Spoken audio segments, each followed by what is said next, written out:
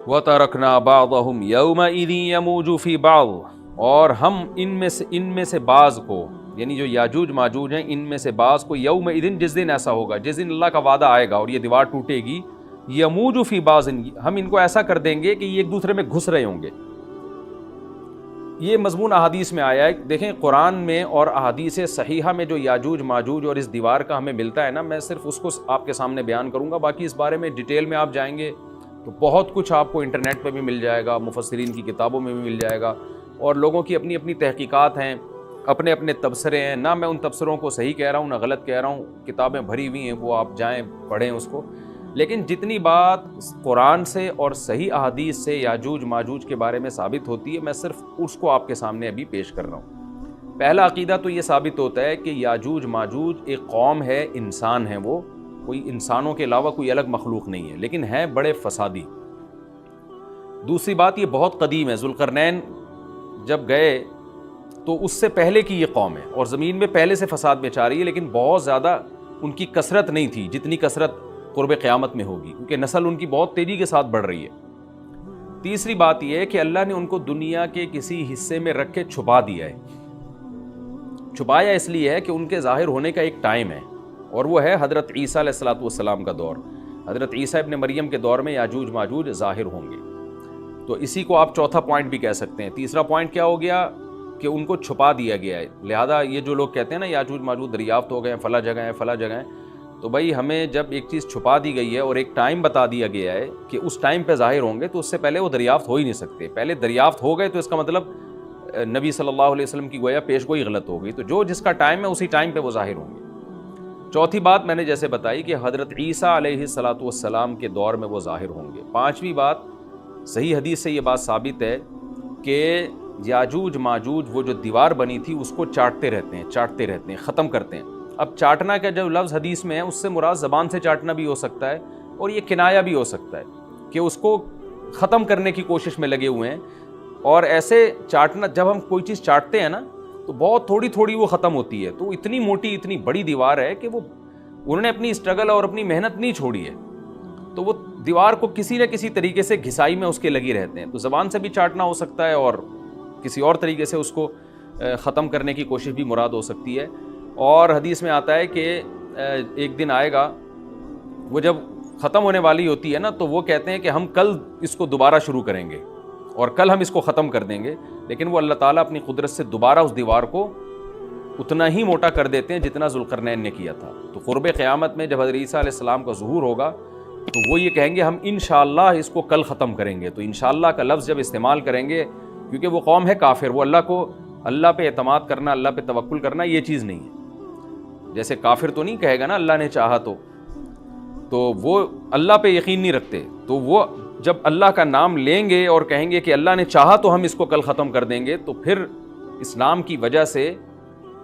وہ دیوار ختم ہو جائے گی۔ اس کی مثال ایسے جیسے حدیث میں آتا ہے، پچھلی قوموں میں ایک نوجوان تھا جو جادوگر کے پاس بھی جاتا تھا اور راہب کے پاس بھی جاتا تھا، جس کا سورہ بروج میں تذکرہ ہے، والسماء ذات البروج میں۔ تو جب وہ نوجوان پکڑا گیا، وہ مسلمان ہو گیا تھا، بادشاہ نے اس کو بھیجا تھا جادوگر کے پاس کہ جادو سیکھے، لیکن وہ راہب کے پاس جاتا، عیسائیت سیکھی اس نے اور نیک مسلمان بن گیا۔ تو بادشاہ نے اس کو قتل کرنے کی حتی الامکان کوشش کی، مگر وہ قتل نہیں ہو پا رہا تھا۔ بادشاہ نے اس کو پہاڑ پہ بھیجا اپنے سپاہیوں کو لے کے کہ پہاڑ سے لے جا کے اس کو گرا دو، لیکن اللہ نے مدد کی کہ وہ سپاہی گر گئے، یہ بچ گیا۔ بادشاہ نے حکم دیا اس کو سمندر میں لے جا کے غرق کر دو، وہ سارے سپاہی غرق ہو گئے، یہ بچ گیا۔ تو کسی بھی طرح سے اس کی قتل کی کوششیں کامیاب نہیں ہو رہی تھیں، تو اس نے بادشاہ سے کہا کہ تو اگر مجھے قتل کرنا چاہتا ہے نا تو چوک پہ کھڑا کر کے تیر مجھے مار اور کہے کہ بسم اللہ ورب ھذا الغلام، اس نوجوان کے رب کے نام سے میں اس کو قتل کرتا ہوں، تو اللہ کا نام لے کے مجھے مارے گا تو میں قتل ہو جاؤں گا۔ نوجوان یہ قربانی اس لیے دے رہا تھا کہ بادشاہ جب پوری پبلک کے سامنے اللہ کا نام لے گا تو لوگوں کو یقین آ جائے گا کہ بھئی اللہ کا نام لینے سے تو کام ہو گیا، اور اللہ کا نام لیے بغیر کام نہیں ہو رہا تھا۔ تو جو بادشاہ اللہ کو مانتا نہیں تھا آج اس کو بھی اللہ کا نام لینا پڑا ہے۔ تو نوجوان نے یہ قربانی اس لیے دی کہ بادشاہ جب اللہ کا نام لے گا لوگوں کو اللہ کی ذات پہ یقین آئے گا اور لوگ مسلمان ہو جائیں گے، عیسائیت کو قبول کر لیں گے۔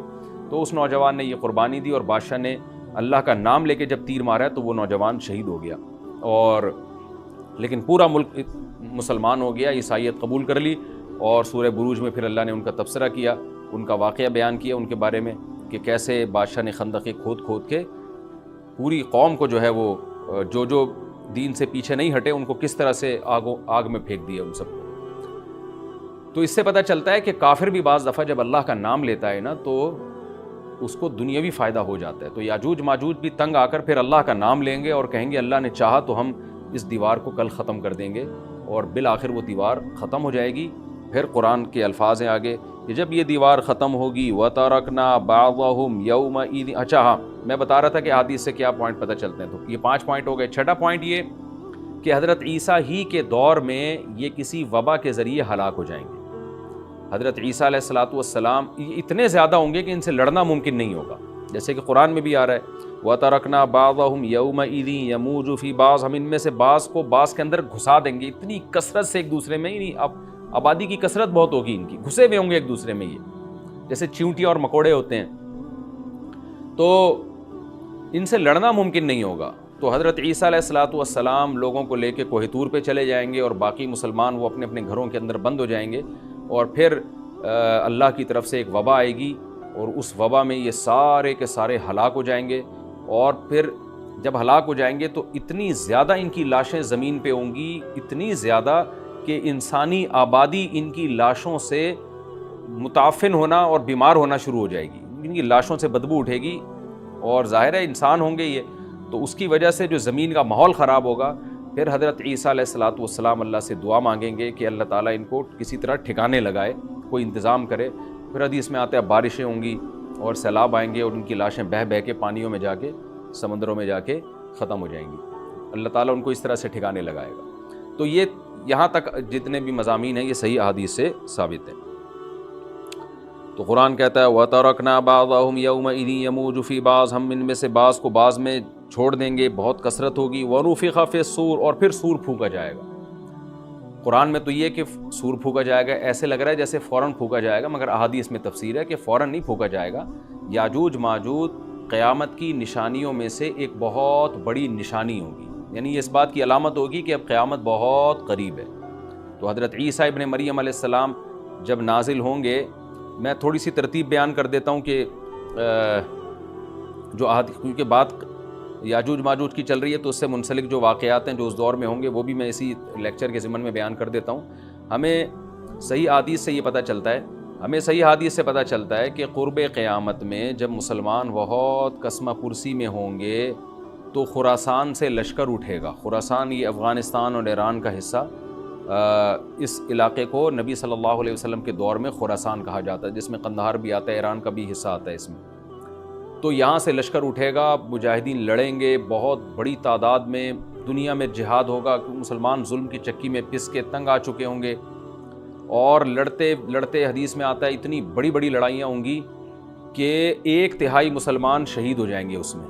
1/3 مجاہدین جو لڑنے والے ہوں گے، اور 1/3 جو ہوں گے وہ میدان جنگ سے بھاگ جائیں گے، اور 1/3 کو اللہ فتح عطا فرمائے گا۔ تو جو 1/3 میدان جنگ سے بھاگ جائیں گے، نبی صلی اللہ علیہ وسلم نے فرمایا ان کی توبہ کبھی قبول نہیں ہوگی۔ جو 1/3 شہید ہو جائیں گے وہ افضل ترین شہداء ہوں گے اس وقت کے، اور 1/3 کو اللہ تعالیٰ غلبہ عطا فرمائیں گے۔ ایک واقعہ تو ہمیں قرب قیامت میں نبی صلی اللہ علیہ وسلم سے یہ ملتا ہے صحیح حدیث سے۔ دوسرا ہمیں یہ ملتا ہے کہ قرب قیامت ہی میں مسلمان قسمہ پرسی کا شکار ہوں گے، تو تلاش کریں گے حضرت مہدی کو، کیونکہ حضرت مہدی وہ شخصیت ہیں جن پہ تمام نیک لوگ جمع ہو جائیں گے اور وہ مسلمانوں کی میدان جنگ میں کمانڈ کریں گے، جہاد میں کمانڈ کریں گے۔ تو ان کو بیت اللہ میں تلاش کیا جائے گا، وہ رسول اللہ صلی اللہ علیہ وسلم کی اولاد میں ہوں گے، اور لوگ ان کو پہچان لیں گے، اہل اللہ پہچان کر ان کو اپنا امیر بنائیں گے، اور ان کی قیادت میں پھر لڑائی اور جہاد شروع ہوگا۔ اور یہ لڑائی جب دمشق میں لڑائی ہو رہی ہوگی تو دمشق میں عصر کی نماز کے وقت حضرت مہدی،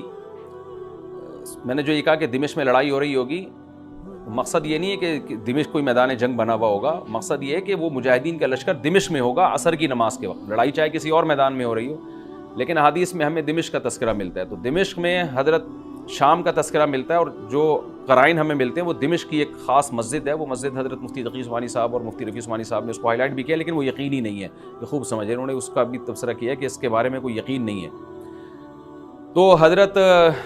مہدی عصر کی نماز پڑھا رہے ہوں گے، لوگ امامت میں آپ کے پیچھے کھڑے ہوں گے، یہاں تک کہ مسجد کے مینار پر، آج بھی وہ مینار موجود ہے جس کے بارے میں غالب گمان ہے کہ یہ وہ مینار ہے جہاں حضرت عیسیٰ علیہ السلام نازل ہوں گے، غالب گمان کے درجے میں کہا جا سکتا ہے، ورنہ پھر اسی کے اڑوس پڑوس میں کوئی مسجد ہوگی۔ میرا اگر شام جانا ہوا تو انشاءاللہ میں ارادہ ہے کہ میں ولاگ میں اس مسجد کا بھی تذکرہ کروں گا، اس جگہ کا بھی تذکرہ کروں گا، لیکن میں پہلے یہ بات بتا دوں کہ وہ 100% یقینی نہیں ہے، ایسا نہ ہو کہ اس مسجد کے مینار پہ چڑھ کے لوگ جو ہے وہ اس کے کوئی مینار کو ہی چاٹنا شروع کر دیں تبرک کے طور پہ۔ تو عصر کی نماز کا ٹائم ہوگا، حضرت عیسیٰ ابن مریم علیہ السلام فرشتوں کے کندھوں پہ ہاتھ رکھ کے نیچے اتریں گے نماز کے ٹائم پہ، یعنی آسمان سے مینار تک آئیں گے اور پھر مینار سے آپ کے لیے سیڑھیاں لگائی جائیں گی، سیڑھیوں کے ذریعے مینار سے نیچے اتریں گے اور لوگ ان کو پہچان لیں گے۔ حضرت مہدی ان کو امامت کے لیے آگے کریں گے کہ آپ اللہ کے ایک پیغمبر ہیں، آپ نماز پڑھائیے، حضرت عیسیٰ علیہ السلام انہی کو آگے رکھیں گے، اور اس طرح کا مفہوم ہے حدیث میں کہ اللہ نے اس کام کے لیے آپ کو ہی منتخب کیا۔ کیا مطلب یہ امامت اس امت کا حق ہے؟ تو حضرت عیسیٰ ابن مریم علیہ السلام کا جو کام ہوگا وہ جہاد ہے اور یہودیوں سے انتقام لینا، کیونکہ یہودیوں نے اپنے خیال میں حضرت عیسیٰ کو قتل کیا تھا، تو اللہ نے یہودیت ہی کے خاتمے کے لیے اور دجال کے خاتمے کے لیے عیسیٰ ابن مریم کو نازل کیا ہے۔ حضرت مہدی سے پہلے ہی دجال ظاہر ہو چکا ہوگا۔ دجال کے بارے میں حدیث میں آتا ہے کہ ہر پیغمبر نے اپنی امت کو دجال کے فتنے سے ڈرایا ہے۔ اچھا، یہ دجال ایک ایسی شخصیت ہے جس کا یہودی انتظار ہم سے زیادہ کر رہے ہیں، کیونکہ یہودی اس کو اپنے لیے نجات دہندہ سمجھتے ہیں، جبکہ حدیث میں آتا ہے کہ دجال کانا ہوگا اور اس کا خدائی کا دعویٰ ہوگا، اس کے پاس کچھ ایسی طاقتیں ہوں گی کہ مردے کو زندہ کر دے، زندہ کو مار دے، ایک طرف اس کے باغ ہوگا، ایک طرف اس کے آگ ہوگی، جو اس پر ایمان لائے گا اس کو باغ میں داخل کرے گا، اور جو اس پر ایمان نہیں لائے گا اس کو آگ میں داخل کرے گا۔ اور رسول اللہ صلی اللہ علیہ وسلم نے فرمایا اس کی جو آگ ہے حقیقت میں وہ جنت کا باغ ہوگا، اور اس کا جو باغ ہے حقیقت میں وہ جہنم کی آگ ہوگی۔ تو جو نبی کی باتوں پہ یقین کرتے ہیں وہ دجال کے فتنے سے محفوظ رہیں گے، اور حدیث میں سورہ کہف کی بھی تلاوت کا حکم ہے، جمعے کے دن جو کہف کی تلاوت کرتا ہے اللہ اس کو دجال کے فتنے سے محفوظ رکھتا ہے۔ اب آپ دیکھیں یہ سورہ کہف میں ہی قیامت کی علامات کا تذکرہ ہے نا، تو شاید اسی وجہ سے کیونکہ جو سورہ کہف پڑھتا رہے گا وہ یاجوج ماجوج کے واقعات بھی پڑھتا رہے گا اور اللہ کی قدرت کے واقعات بھی پڑھتا رہے گا، تو دجال کے فتنے سے اللہ اس کو اس برکت سے بچا کے رکھیں گے، فتنے سے محفوظ رکھیں گے۔ تو وہ ایسی طاقتیں دکھائے گا، بے وقوف لوگ اس پہ ایمان لے آئیں گے۔ حدیث میں آتا ہے کہ کانا کبھی بھی خدا نہیں ہو سکتا، یعنی اس کی تو ایک آنکھ ہوگی نہیں، لیکن بے وقوف لوگ اس کے یہ کچھ ظاہری کمالات دیکھیں گے، یہ نہیں دیکھیں گے کہ یہ تو شکل بھی اس کی اچھی نہیں ہے، یعنی خدا کم از کم جمال والا ہوتا ہے نا، یہ تو ہے بھی کانا، اور اس کے بڑا بڑا کافر بھی لکھا ہوا ہوگا واضح طور پر، جس سے پتہ چلے گا۔ لیکن احمق اور بیوقوف لوگ جیسے روحانی عاملوں کو کچھ شعبدے دیکھ کر ان پہ سے متاثر ہو جاتے ہیں نا، روحانی عاملوں کے شعبدے دیکھ کے، تو ایسے ہی دجال کے شعبدے دیکھ کے متاثر ہوں گے۔ تو بہت لوگوں کو، خلقت کو، بہت بڑی امت کو گمراہ کرے گا دجال، اہل اللہ کو اللہ تعالیٰ اس کے فتنے سے محفوظ رکھے گا۔ پھر حضرت عیسیٰ ابن مریم جب نازل ہوں گے تو وہ دجال کو قتل کریں گے۔ حدیث میں آتا ہے کہ نیزے کے ذریعے گھوڑے پہ بیٹھ کے قتل کریں گے۔ علماء نے اس حدیث کا دو مطلب بیان کیے ہیں کہ یا تو اس کا مطلب یہی ہے کہ واقعی گھوڑے پہ بیٹھیں گے، نیزہ استعمال کریں گے، اور زمین جو ہے وہ اتنی پہلے اس سے جنگیں ہو چکی ہوں گی کہ لوگ دوبارہ تلواروں گھوڑوں کی طرف آ جائیں گے۔ اس بات کا امکان ہے، ہر ملک ایٹمی طاقت بن چکا ہے، تو اگر یہ ایٹم بم سارے ملک آپس میں چلا دیں تو ہم دوبارہ گدے گھوڑوں والی زندگی پر آ جائیں گے، ٹیکنالوجی ساری تباہ و برباد ہو جائے گی، انسان کی ترقی۔ تو اس بات کا بھی امکان ہے کہ کوئی اس سے پہلے ہو سکتا ہے کوئی ایسی جنگ عظیم ہو کہ انسانیت دوبارہ پہاڑوں پتھروں کے دور میں آ جائے۔ لیکن ظاہر یہ معلوم ہوتا ہے کہ رسول اللہ صلی اللہ علیہ وسلم نے جو کلام کیا ہے، ظاہر ہے اس دور کے لحاظ سے جو لوگوں کے جہاں تک جو لوگوں کی مینٹل اپروچ ہے وہاں تک، تو نبی صلی اللہ علیہ وسلم میزائل یا اور ٹینکوں کا تذکرہ کرتے تو کیا سمجھ میں آتا؟ تو گھوڑے سے مراد ہے جو اس زمانے کا گھوڑا ہوگا، اور نیزے سے مراد ہے اس زمانے کا جو اسلحہ ہوگا، کیونکہ نیزہ نبی کے دور کا ایک مناسب اسلحہ تھا اور گھوڑا نبی کے دور کی میدان جنگ کی ایک مناسب سواری تھی۔ تو اس سے یہ بھی پتہ چلتا ہے کہ ہو سکتا ہے عیسیٰ ابن مریم نیزے کے بجائے کلاشنکوف کا استعمال کر لیں، تو یعنی وہ نیزہ جو ہے وہ اس کلاشنکوف کی یا جو بھی اسلحہ اس وقت حضرت عیسیٰ ابن مریم استعمال کریں گے اس کی ایک تعبیر ہے، تو اس کا بھی پورا امکان ہے۔ تو ہمیں بہرحال اتنا ایمان ہمارے لیے ضروری ہے کہ دجال کو قتل کرنے والی جو ذات ہے، جو شخصیت ہے، وہ عیسیٰ ابن مریم علیہ السلام، تو حضرت عیسیٰ کے ذریعے اللہ تعالیٰ دجال کو قتل کریں گے، اور حضرت عیسیٰ کی قیادت میں زبردست جہاد ہوگا۔ حدیث میں آتا ہے کہ عیسیٰ ابن مریم اس دنیا کو امن سے بھر دیں گے، اتنا امن ہو جائے گا اور اتنی مالی فراوانی ہوگی، اتنی مالی، کیونکہ دنیا میں مال بہت ہے، ڈسٹریبیوشن صحیح نہیں ہے، جو تقسیم ہے نا مال کی وہ ظالمانہ ہے، جس کی وجہ سے غریب غریب سے غریب تر ہے، امیر امیر سے امیر تر ہے۔ حضرت عیسیٰ ابن مریم ایسا نظام قائم کریں گے کہ جس سے مال کی صحیح تقسیم ہو، اور لوگ اٹھیں گے زکوٰۃ کا مستحق تلاش کریں گے اور لوگوں کو زکوٰۃ کا مستحق نظر نہیں آئے گا، غریب تلاش کرنا مشکل ہو جائے گا۔ یعنی ایک آدمی، حدیث کے مفہوم ہے کہ زکوٰۃ لے کے گھومتا رہے گا اور اس کو کوئی غریب نہیں ملے گا، اتنی مالی فراوانی ہو جائے گی۔ پھر ترمذی کی روایت میں آتا ہے کہ اللہ کی طرف سے برکتیں ایسی نازل ہوں گی کہ بڑے بڑے انار پیدا ہوں گے، بڑے بڑے انگور پیدا ہوں گے، زمین اپنی برکتیں کھول دے گی، اور حضرت عیسیٰ علیہ السلام خنزیر کو بھی دنیا سے ختم کر دیں گے، خنزیر کی نسل کو ختم کر دیا جائے گا، وَيَضَعُ الْجِزْيَةَ، اور جزیہ کا نظام ختم، اما الاسلام و اما السیف، یا تو تلوار یا اسلام، اس کے علاوہ نہیں۔ تو نبی صلی اللہ علیہ وسلم کو اللہ نے جس مقصد کے لیے دنیا میں بھیجا تھا، اس مقصد کی جو تکمیل ہے وہ عیسیٰ ابن مریم کے ذریعے۔ باقی اس میں حکمتیں کیا ہیں، اس پر میرے الگ سے بیانات موجود ہیں کہ اللہ نے حضرت عیسیٰ ابن مریم کا انتخاب کیوں کیا اس کام کی تکمیل کے لیے، اسی امت میں کوئی کیوں منتخب نہیں کر لیا، یا یہ کہ پیغمبر صلی اللہ علیہ وسلم ہی کے ذریعے پوری دنیا میں اسلام کو غالب کر دیا جاتا، اس میں کیا حکمتیں ہیں، اس پر میرے الگ سے بیانات موجود ہیں۔ ابھی تو میں کوشش کرتا ہوں کہ تفسیر سے میں جو ٹو دا پوائنٹ بات ہے اس سے یہاں اس لیکچر میں نہ ہٹوں۔ تو اسی وقت حضرت عیسیٰ ابن مریم اس کو یاجوج ماجوج کو قتل کریں گے اور دنیا انصاف سے بھر جائے گی، اور اللہ تعالیٰ نے جو پیغمبروں کو دنیا میں بھیجا تھا اس کا مقصد کیفیت اور کمیت دونوں لحاظ سے حاصل ہو جائے گا۔ اس کے بعد پھر آہستہ آہستہ دنیا میں زوال شروع ہوگا، اور پھر جب پوری دنیا کے لوگ زوال کا شکار ہوتے ہوتے کفر کی طرف جائیں گے، گناہوں کی طرف، اور حدیث میں آتا ہے جب تک ایک شخص بھی اللہ کا نام لینے والا ہوگا اس دنیا پر قیامت نہیں آئے گی، یہاں تک کہ آخری شخص جب دنیا سے اٹھے گا جو اللہ کا نام لیا کرتا تھا، اس کے بعد اللہ تعالیٰ سور پھونکیں گے، جبریل کو حکم دیں گے سور پھونکنے کا، اور اس دنیا کو تباہ و برباد کر دیا جائے گا۔ تو آگے قرآن کہتا ہے وَنُفِخَ فِي الصُّورِ، اور پھر سور میں پھونکا جائے گا، فَجَمَعْنَاهُمْ جَمْعًا، پھر ہم ان تمام انسانوں کو جمع کر دیں گے، وَعَرَضْنَا جَهَنَّمَ يَوْمَئِذٍ لِّلْكَافِرِينَ عَرْضًا، اور قیامت کے دن ہم جہنم کو یومئذ، جس دن ایسا ہوگا یعنی جس دن سور پھونکا جائے گا، یہ دوسرا سور مراد ہے،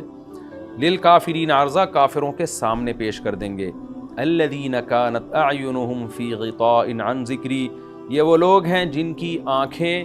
میری یاد سے پردے میں پڑی ہوئی تھیں، یعنی میری یاد کی چیزیں ان کو نظر ہی نہیں آتی تھیں، غفلت میں پڑی ہوئی تھیں جن کی آنکھیں، وکانوا لا یستطیعون السمع، اور یہ سننے کی صلاحیت بھی نہیں رکھتے تھے، نہ حق بات سنتے تھے نہ حق دیکھتے تھے، بس اپنے خواہشات کی جو چیزیں ہیں وہ ان کو اچھی لگتی تھیں اور وہی ان کو سمجھ میں آتی تھیں۔ تو یہ ہمارا رکوع الحمدللہ کمپلیٹ ہو گیا۔ اس رکوع میں ہمیں بہت سارے اسباق ملتے ہیں، میں نمبر وار اس کو مختصراً بیان کر دیتا ہوں۔ پہلی بات تو یہ کہ دیکھیں اللہ تعالیٰ نے کیسے کیسے بادشاہ دنیا میں بھیجے ہیں اور کتنے پاورفل بادشاہ۔ حضرت ذوالقرنین کا نام ہی قرن والا، دو کناروں والا، زمین کے بہت بڑے حصے کو حضرت ذوالقرنین نے فتح کیا، اور اللہ کے نیک بندے کیسے اللہ کے راستے میں لڑتے رہے ہیں۔ تو یہ جو لوگ بیٹھ جاتے ہیں نا بس عبادت کرو اور لڑائی وڑائی اسلام میں ہے ہی نہیں، یہ دنیا میں کوئی بھی عقل مند اس نظریے کا حامی نہیں ہوگا۔ تو طاقت اور قوت کی اسلام میں بہت زیادہ اہمیت ہے۔ اس سے ہمیں یہ بھی پتہ چلتا ہے کہ اپنے ملک کی، خاص طور پر اسلامی ملک کی جو فوجی قوتیں ہیں، جو فوجی طاقتیں ہیں، ان کی ہمیں قدر کرنی چاہیے، کیونکہ اگر کوئی بھی ملک عسکری لحاظ سے کمزور ہو جائے، کیونکہ اللہ تعالیٰ تو جو عسکری لحاظ سے طاقتور قومیں تھیں اللہ نے ان کا کتنا تذکرہ کیا، ہاں وہ اللہ کے باغی نہ ہوں۔ تو اسلامی ملک میں کوئی بھی اسلامی کنٹری ہے، چاہے سعودی عرب ہے، چاہے پاکستان ہے، چاہے ترکی ہے، کوئی بھی اسلامی کنٹری ہے، اس کی فوج کی قدر کرنی چاہیے، کیونکہ اسی کی وجہ سے ملک کا بارڈر محفوظ ہوتا ہے۔ اگر مسلمان عسکری لحاظ سے کمزور ہونا شروع ہو جائیں تو کافر ہمیں گاجر مولی کی طرح کاٹنا شروع کر دیں، اسلام دشمن قوتیں ہمیں کھا جائیں، ختم کر دیں ہمیں کھا کے۔ تو نیک قوتوں کو اپنی بقا کے لیے ہمیشہ سے ایک اسلحے کی اور طاقت کی ضرورت رہتی ہے، اس کی اہمیت اسلام میں بہت زیادہ ہے۔ موسیٰ علیہ السلام کے بعد کتنے بڑے بڑے جنگی کمانڈر پیدا ہوئے، ذوالقرنین کا اللہ نے کیسا تذکرہ کیا۔ ذوالقرنین کی عبادت کا کہیں بھی تذکرہ نہیں، حالانکہ وہ بڑے عبادت گزار بھی تھے۔ داؤد علیہ السلام کی عبادت کا تذکرہ بھی ہے، ان کی تلوار اور طاقت کا تذکرہ بھی ہے۔ تو اللہ تعالیٰ جہاں عبادت کا تذکرہ کرتے ہیں تو طاقت اور قوت کا بھی تذکرہ کرتے ہیں۔ اس سے عسکری لحاظ سے اپنے آپ کو مضبوط کرنے کی اہمیت کا ہمیں پتہ چلتا ہے کہ اسلام میں اس کی بڑی اہمیت ہے۔ کسی بھی اسلامی ملک کی فوج کا مورال کسی بھی لحاظ سے ڈاؤن نہیں ہونا چاہیے، اور عسکری لحاظ سے وہ کسی بھی لحاظ سے کمزور نہیں ہونی چاہیے، اور اس کو چاہیے کہ اعدوا لہم ما استطعتم من قوہ پر عمل کرے، کہ قرآن کہہ رہا ہے روز بروز اپنی طاقت اور قوت میں اضافہ کرنے کی کوشش کرو۔ اس سے مسلم قوم کو کبھی بھی غافل نہیں ہونا چاہیے، اور کوئی بھی ایسا کام جس سے مسلمان قوتیں اور طاقتیں کمزور ہونا شروع ہو جائیں، اس کام سے ہمیں بچنا چاہیے۔ دوسری بات ہمیں یہ پتہ چلی کہ اللہ تعالیٰ نے اہل اسلام کے ذمے پوری دنیا کی ذمہ داری لگائی ہے، کسی ایک ملک کی نہیں۔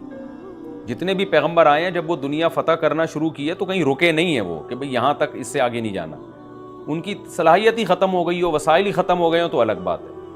تو پوری دنیا ہے جس میں اللہ کے دین کو غالب کرنا ہے۔ اب اس کا طریقہ کیا ہوگا؟ ظاہر ہے جو جس زمانے میں سوٹیبل طریقہ ہو وہ اختیار کیا جائے گا۔ تو حضرت ذوالقرنین پہلے انتہائی مشرق کی طرف گئے ہیں، جہاں سورج نکلتا ہے تو وہاں سے جہاں سے آبادی شروع ہو رہی ہے، اور ان کا خیال تھا کہ اب آگے آبادی نہیں ہے، تو پھر جا کے سٹاپ کیا ہے۔ مغرب میں بھی ایسے ہی، شمال میں بھی ایسے ہی۔ تو ہمیں جب دیکھتے ہیں کہ جب صحابہ کرام نے دنیا فتح کرنا شروع کی ہے تو ہمیں مسلمان کمانڈروں میں بھی ایسے واقعات ملتے ہیں کہ وہ علاقے فتح کرتے کرتے سمندر کے کنارے پہنچے، اور انہوں نے سمندر کو دیکھ کے کہا کہ تیرے آگے بھی آبادی ہوتی نا تو ہم اللہ کا کلمہ وہاں بھی بلند کرتے۔ یہ دور تھا مسلمانوں کا، اور یہ عیسیٰ ابن مریم دوبارہ پھر وہی کریں گے، پوری دنیا کو فتح کریں گے۔ تو حضرت ذوالقرنین کے اس واقعے سے پتہ چلتا ہے کہ پوری دنیا کی ذمہ داری اللہ نے ہمیشہ سے اہل اللہ پہ لگائی ہے، اور وہ پوری دنیا میں اللہ کے دین کو غالب کرنے کی کوشش میں ہمیشہ سے لگے رہے ہیں۔ تیسری بات ہمیں پتہ چلتی ہے کہ اسباب اور وسائل کی اہمیت۔ حضرت ذوالقرنین نے جب اتنا پہاڑوں کے بیچ میں اتنا یعنی لوہے کی پلیٹیں لگا کے، تانبا پگھلا کے آہنی دیوار بنائی ہے تو خوش ہوئے ہیں، ھذا رحمت من ربی، یہ میرے رب کی رحمت ہے۔ تبھی تو اللہ کا شکر ادا کیا نا، خوشی پہ شکر ادا کیا جاتا ہے۔ تو اس سے یہ بھی پتہ چلتا ہے کہ سائنس اور ٹیکنالوجی، دیکھیں یہ کام ٹیکنالوجی کے بغیر ممکن نہیں تھا۔ تبھی تو اس قوم نے کہا نا ذوالقرنین سے کہ ہم پیسے آپ کو دیں گے، لیکن ہمارے پاس وہ وسائل نہیں ہیں، وہ ٹیکنالوجی نہیں ہے ہمارے پاس۔ اور بظاہر ایسا لگتا ہے کہ ان کے پاس لوہا بھی تھا، تانبا بھی تھا، کیونکہ حضرت ذوالقرنین اب یہ تو نہیں ہے نا کہ زمین کے مشرق کی طرف دوبارہ لوہا جمع کرنے گئے ہوں، تو وہیں سے جو کچھ ہوگا نکالا ہوگا۔ تو وسائل اس قوم کے پاس تھے، ٹیکنالوجی نہیں تھی کہ اس لوہے کو اور اس تانبے کو پگھلا کے دونوں پہاڑوں کے بیچ میں پلیٹیں کیسے بنانی ہیں، اور ان کو کیسے ان کے بیچ میں تانبا کر کے کہانی دیوار بنائی ہے، یہ ٹیکنالوجی ان کے پاس نہیں تھی۔ تو اس سے ہمیں ٹیکنالوجی کی ویلیو کا بھی پتہ چلتا ہے۔ آج مسلمان اس میں بھی بہت پیچھے چلے جا رہے ہیں اور اس کو مذہب سمجھنا شروع کر دیا ہے، یہ بات بھی غلط ہے۔ حضرت ذوالقرنین نے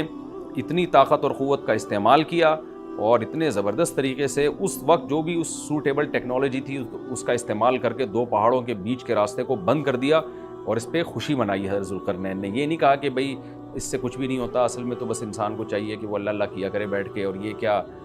اللہ سے بس مدد مانگو، اللہ ہی۔ یاجوج ماجوج کے بارے میں ان کو کہہ دیتے ہیں ذوالقرنین کہ تم سب رات کو تہجد میں اٹھ کے دعائیں مانگو، اللہ یاجوج ماجوج سے تمہیں بچا لے گا۔ نہ نہ نہ، حضرت ذوالقرنین نے کہا دعائیں بھی مانگو، یقیناً حکم دیا ہوگا دعائیں مانگنے کا، لیکن ہم پورے اسباب اور وسائل استعمال کریں گے، لوہے کی پلیٹیں بنائیں گے، تانبے کو پگھلائیں گے، اوپر چڑھائیں گے، اور اس طرح سے پوری مضبوط دیوار بنائیں گے۔ آج مسلمان ہاتھ پہ ہاتھ رکھ کے بیٹھ گیا ہے، اور وظیفوں میں اور جو ہے بس وہ چند صبح شام کے وظیفے پڑھ کے وہ سمجھتا ہے کہ ساری دنیا کے سارے مسائل کا حل اس سے ہو جائے گا۔ ایسا نہیں ہے، آپ کو بہت زیادہ ترقی کرنی ہے، بہت زیادہ اسباب و وسائل میں آپ کو غیر مسلموں سے آگے نکلنا ہے۔ جیسے کہ قرون اولیٰ کا مسلمان نکلا تھا، تبھی اللہ نے اس کے لیے دنیا میں فتوحات کے دروازے کھولے تھے۔ تو اللہ ہمارے لیے فتوحات کے دروازے جبھی کھولے گا جب ہم عبادت کے ساتھ ساتھ سائنس اور ٹیکنالوجی کے میدان میں بھی آگے بڑھنے کی کوشش کریں، اور ہمیں قرب قیامت کی علامتیں بھی اس رکوع میں پتہ چلتی ہیں۔